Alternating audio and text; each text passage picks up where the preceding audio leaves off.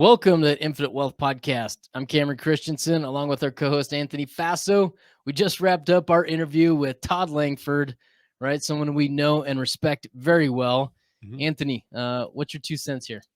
I would say I was looking forward Mhm. to the interview with Todd. Because I like he does the math, and that's one thing that we always say, and he's very analytical. Yeah. But I have to say, I was disappointed. Or you know what? I think a better way, a little hurt. I thought this was going to go another direction. Right before we hit record, we kind of do a little chat or like, hey, we're going to have a good time.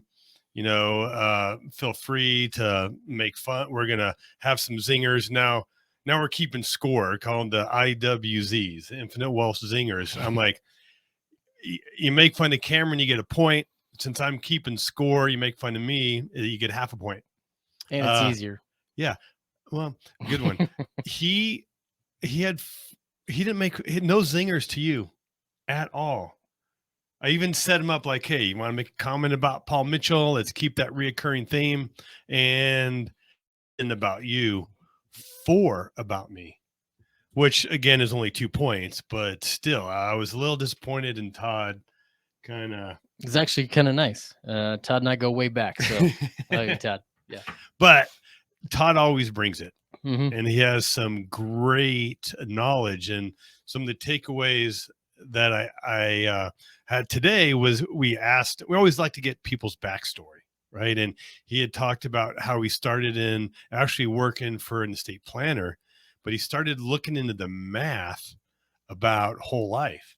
And so we talked a little bit more about the math, and particularly it seems like there's such a division or different result, more of a typical financial planning than kind of what we do. When we asked them what's the difference in the math, and what he talked about, their math is correct, but their formulas are wrong, which I thought was very interesting. And we also asked him about, do you need to take a lot of risk to get a lot of reward? So he had a really good answer for that. What were some of the takeaways you had, Cam? There's a lot of them. As I'm looking back on this interview, one of the things that I thought of was just kind of my experience with Todd and the calculators, using it over the years. Is we were introduced to truth concepts when we first got into the industry, and go to classes, go to events. And I remember going to several of the events early on, and it was really just a very small group of kind of IBC guys. Mm-hmm. I went to an event just a few years ago, and it was an event up in Salt Lake City where he co-founded. It's called a Wealth Summit. And I remember walking in that room, and in that room, there was a whole bunch of kind of IBC guys, but there was also many of the traditional planners that were in the room. And I always remember walking in there thinking, man, this thing, right? People are finding out about how this product, whole life insurance, is actually working. And so, as a testament to Todd, is because people are going to him, they're looking for the truth and the lessons that he teaches with those calculators. So, great introduction to you guys on whole life insurance, and he touches on a whole bunch of really good stuff here in this interview. So, hope you guys enjoy this episode. Again, we are interviewing Todd Langford. Todd is the founder and creator of Truth Concepts Financial Calculators. His love for numbers and desire for integrity in the financial space inspired him to create calculators that would cut the pretense and get straight to the truth. Technical, straightforward, and earnest thinker, sets a tone for much of his work. Driven by a desire to understand how all things function, Todd continues to uplevel the calculators as well as his own personal technology. Very in-depth introduction for Todd Langford. Hope you guys enjoy this episode. Take care. Hey guys, we wanted to give you a heads up. Todd is a tremendous resource as far as knowledge goes, and we hit on several different topics, and we actually went quite long. Mm-hmm. So I think it was close to an hour. And so what we're going to do is we're going to break this up into 2 parts. So make sure you stick around. Hope you enjoyed this first half of it, but next episode will be Todd's second half. Take care. Go make it fantastic. Welcome to the Infinite Wealth Podcast, where we teach clients how to build wealth and create passive income without the risk of Wall Street. Todd, welcome back. We are excited to have you back. It's been way too long. Absolutely. always enjoy talking with you guys. It's fun with people that are in the same business and really have a passion for helping people and doing what we do, right? Well, Todd, you're right. You got a passion for helping advisors, just like I have a passion for helping Cameron. So that's kind of why this just all works so well. That was in the first 30 seconds. Yeah. It's going to be a good one. That's a It's pretty Friday. big lift, though. That's a pretty big load on you, Anthony, isn't it? It is, but you know what? I've been doing it for so long. I mean, so it's good to it, but it's part of my service project. My service hours is helping with Cameron, but Oh, that's cool. That's good of you to work in that area for sure. Todd, you're right, Todd. I'm gonna do my best to have Anthony not talk about himself today. So I'm gonna throw it back to you, Todd. We are very familiar with you. We've known you for a very long time. I'm a huge fan of what you've done for kind of the advisor community, but for some of our listeners, they might be new to you. If you could maybe give us a little background on how you got into this industry, and then also lead us into truth concepts and what the software provides for the advisors. Sure. I guess I should say this. I think it's the truth. I don't know that anybody gets here on purpose. Like, when you're asked when you're asked as a kid, what do you want to do when you grow up? Financial advisors, not on the list, I don't think, of what, kids usually answer. It's usually, firefighter, policeman, all those good things, right? Yeah. But I think, unfortunately, it's an industry that's really missed. I mean, if you have a passion for people and their future and generations of people is really what we impact. It's there couldn't be a better industry to be in, I don't think, because of that benefit that comes in, again, helping people. I started early on working with a big estate planner, and we kind of got introduced to a more personalized form of helping people one-on-one rather than bigger corporations and larger estates, and really found a niche. Actually, initially tried to disprove some of the theories with spreadsheets, and in those days there was Lotus spreadsheets. If anybody remembers that, I remember Lotus, Excel, or anything else, right? And out of that, I found how the math really works behind a lot of the theories that were out there about finances, and especially in the world of whole life and the benefits that it has on as a tool using the right strategy for people. And so out of that, I created software, and it's just grown to the truth concept software that we have today. And I get to teach advisors. I get to share my passion. I get to really use the tools that excite me. You mentioned there how the math really works. I think that a lot of people assume that, pretty much every advisor out there knows kind of how the math really works. But I don't think that kind of traditional advisors, or maybe your typical advisor, right, has a good idea. Why is there this disconnect between what most advisors out there are saying versus kind of how this math and the money really works? Yeah, there are a lot of pieces to that question, and we can dig into them as we go. But one of the big things is we look at the financial industry and we think, hey, this is based on mathematics, right? Yeah. So it must all be right. Well, if it's all right, then how could you have contradictions? So something's right and something's not right. Okay, well, how do you have misinformation in something based in math, right? I mean, I know in the last little while, time-wise, that now you can get partial credit for math. I don't understand that, because math, it's either right or wrong, right? Yeah. There's no gray in math, right? That's the beauty of it. Yeah. Mm-hmm. And yet that's what they've introduced in the schools. It's kind of crazy to me. So, it's either right or wrong. But now somehow math has turned racist. Right, but like 2 + 2 is 4. So the roads, sorry, apparently. Yeah. But sorry. Well, so you look at that and you say, well, how could that be? How could you have misinformation if it is based in math? And most of the time, the math is correct, but the formula is wrong. Okay, in other words, there may be a 2 + 2 in there, and the answer is 4. That's fine, but we're not dealing with 2 + 2. We're dealing with time, and that creates a different component altogether. And that's what's left out so much in this industry. And what I mean by that is, so when we learn grade school math, Yeah. right, it's flat and linear. It's all about the now. And that's fine. But when we shift into finance and we add the element of time, grade school math doesn't work anymore.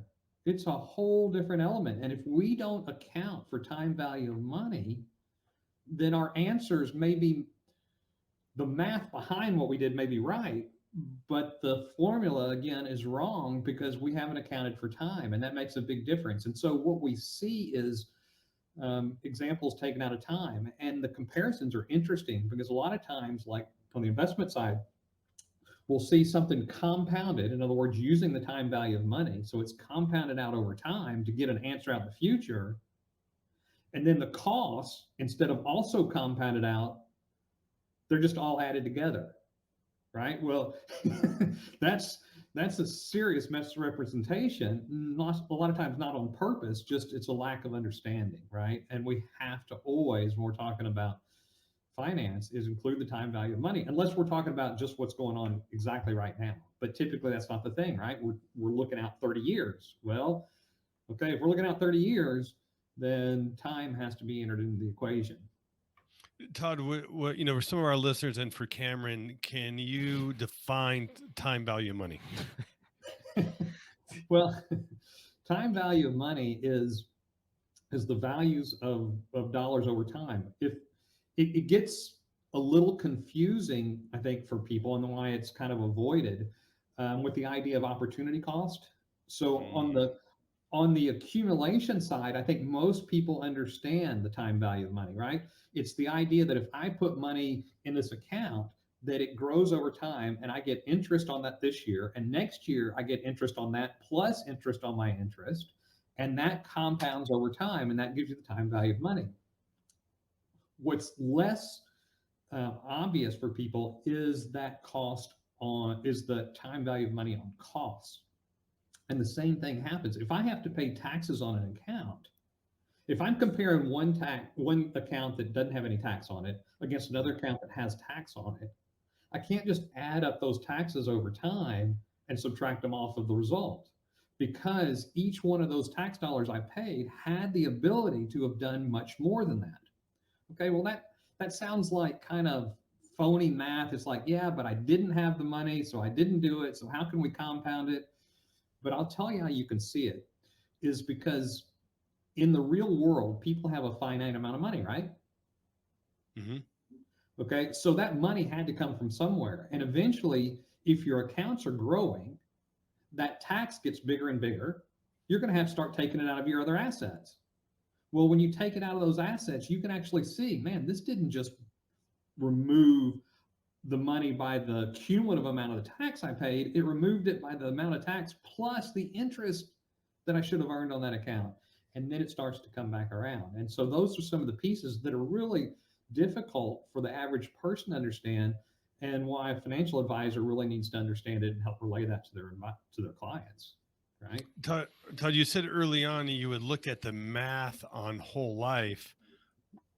What did you learn? Was there a misconception that you thought, but then when you did the math, you thought something different? Well, it's like, so life insurance, and I think it's earned the reputation, really has an idea of, oh, that's a terrible rate of return or whatever else, right? And it goes back to something that Cameron mentioned early on when we were discussing things, and that is that there are so many additional pieces with the whole life insurance if we understand how they fit. And like anything, it has to have a strategy around it, right? We have to see how it fits in somebody's world. And with life insurance, it had this terrible reputation until you look in it and actually find out what's going on. And I think part of the reason it has a terrible reputation is because everybody's trying to beat up on it, right? If you're if you're trying to sell an investment, your competition is whole life insurance. Okay. So you've got the whole industry really trying to beat up on life insurance because it's misunderstood. And we have to go into deeper area to really understand. So shift gears just a minute. So think about this, and this is what happens a lot of times at a cocktail party or something like that, right? Somebody runs into a financial advisor. They find out, hey, you're a financial advisor. What should I invest in? Okay, so what do they want? They want an immediate answer. And what does the advisor want to do? They want to give them an immediate answer. Okay, well, why is the financial industry that way? So let's change the scenario a little bit. Let's say that there is a house builder at this cocktail party, and you walk up to them and find out they're a house builder. Oh, cool. What does a house cost me? Would could this house builder give you an answer with that information? Not at all. How many people are going to live in the house? How long do you want the house to last? Is this going to be the house, or are you going to sell it sometime in the future? Is it going to have carpet, or is it going to have tile? Is it going to have high-end appliance? All those things have to be discussed. But when it comes to finances, and you say, well, it depends, people don't understand that. Well, what do you mean it depends? Just tell me what the best thing is I should put my money in. Well, you can't do that without getting a bigger picture, right?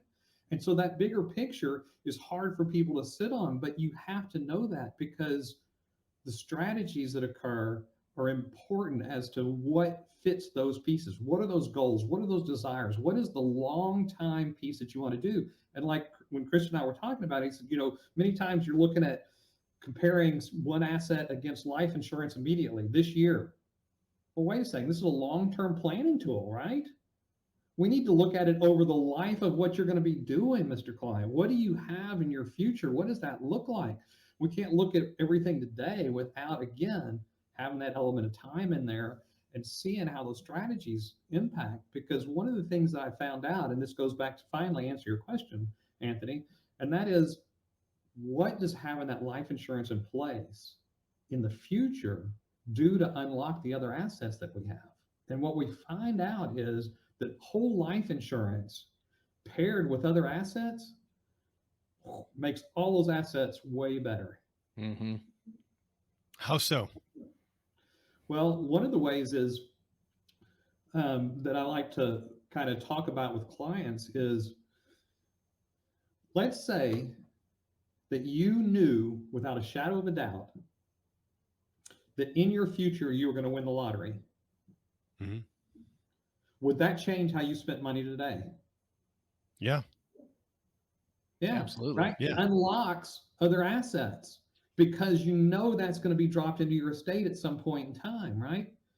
And that's what we see with life insurance. That's one of the big aspects that can occur. Hey, if I know that this is going to come in at my death and replace this asset and continue to do the work that I wanted to do in my lifetime, now I'm free to spend some of my other assets in the most efficient way that gives benefit to me while I'm alive. So people look at life insurance, they look at the death benefit side and say, well, that's something that's going to be left to somebody else. And as a young person, that idea of legacy is a lot of times less important than what it becomes later on. And we've had clients after clients after clients that started in the area of, I earned mine, my kids can earn their own mentality, to what if we only ate every other day? Then could we leave money to the grandkids? So, right? It's always the grandkids, right? It's never their kids. And so the point is, at that point in time, it's too late to set that up. But what if we did it ahead of time and it didn't cost us anything to do it?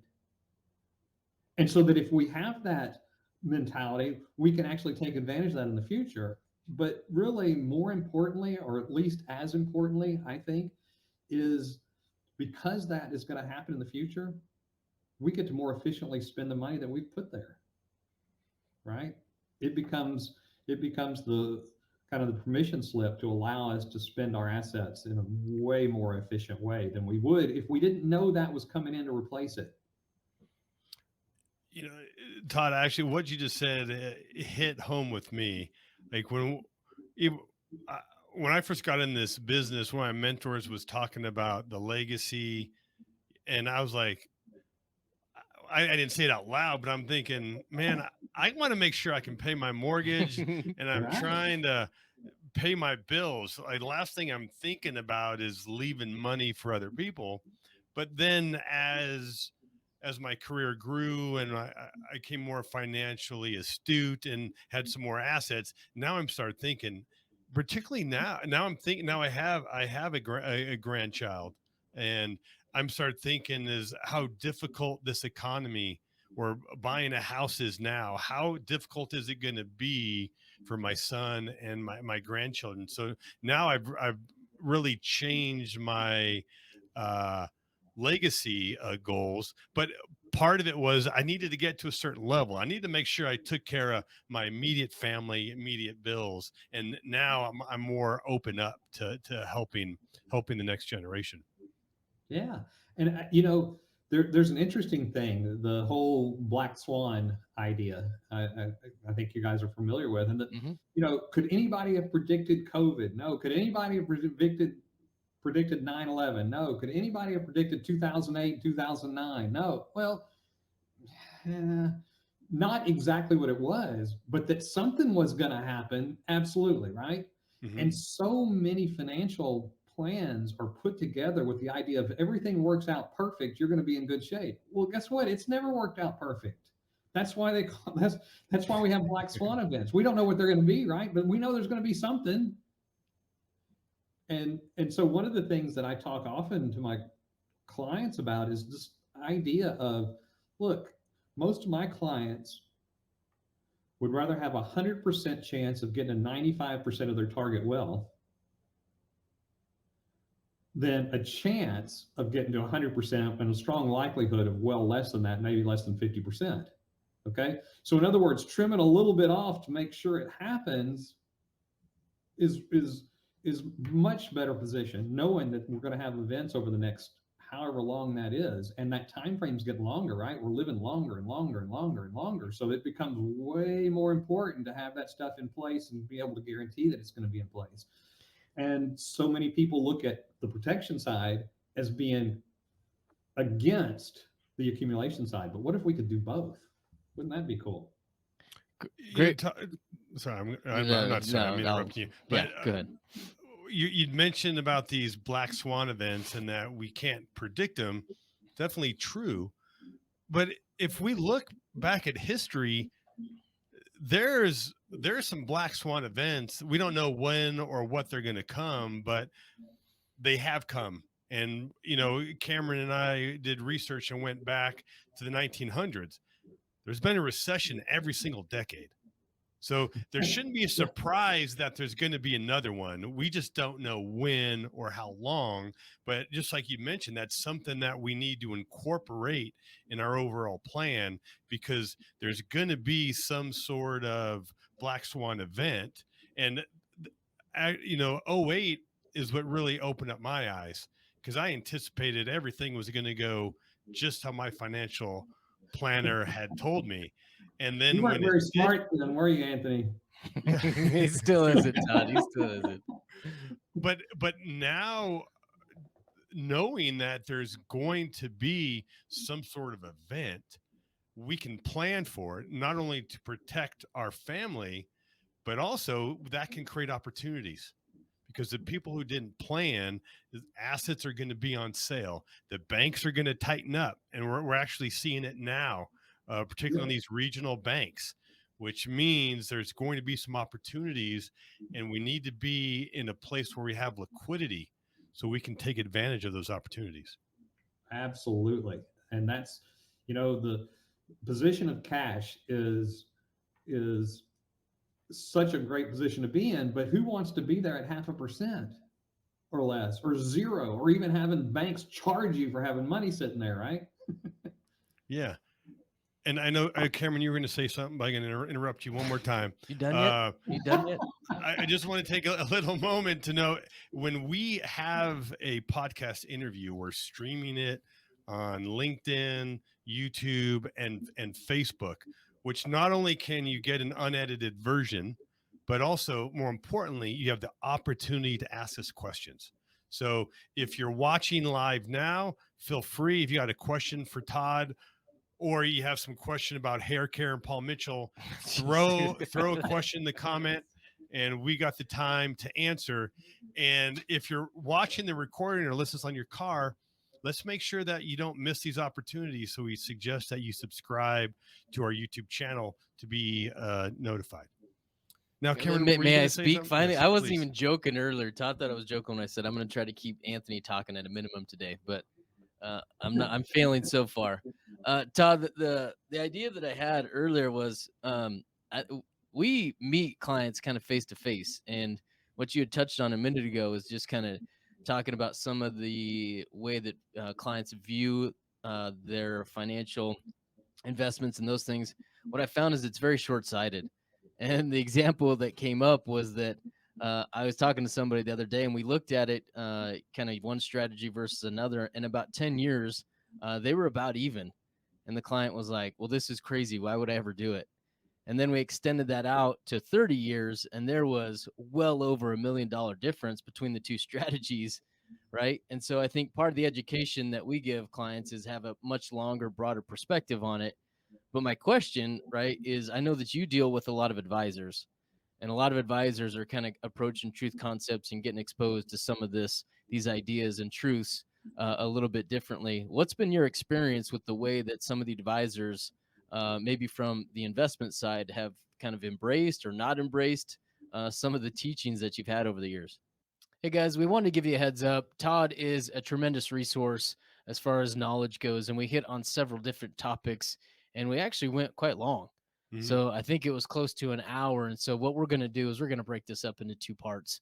So make sure you stick around. Hope you enjoyed this first half of it, but next episode will be Todd's second half.